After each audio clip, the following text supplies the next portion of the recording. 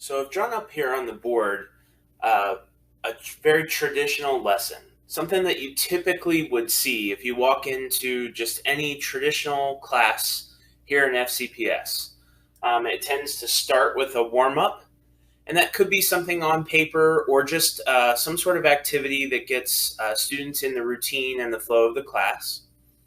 And then they move into some type of direct instruction. That's followed by some sort of guided practice or demonstration.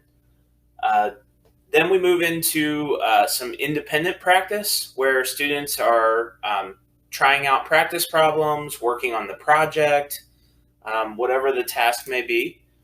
And then the class typically ends with some sort of assessment or closure. It could be an exit ticket, something like that, so that you can evaluate what students know, what did they learn during that day, and how to make adjustments for the next class.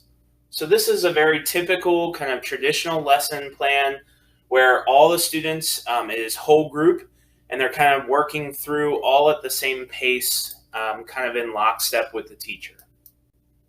So now we're going to take this traditional lesson plan and we're going to take it and flip it into a station rotation model of blended learning.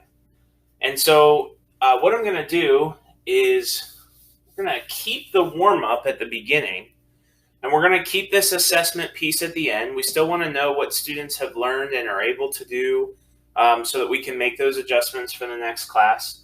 We still want that warm up to keep routines for students.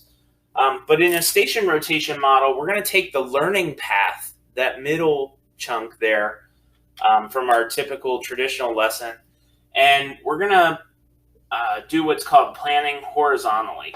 And so we're going to take those activities, activity 2, activity 3, and activity 4 that we were doing in the other lesson, and we're going to flip them horizontally and make them into stations. And so obviously right away, you have to think about students are going to start in different places, right? So some students are going to start with activity 4. And so you have to make sure that they don't need activity 2 and activity 3 to be able to start in 4. So once you have that and you've kind of planned it out horizontally, again, this is where the teacher is going to control the rotation. So you're going to control how much time they spend. And again, this is an example with 3 different stations. It could be 2 stations. It could be 4 or 5. It really just depends on the unit that you're on and what your students need.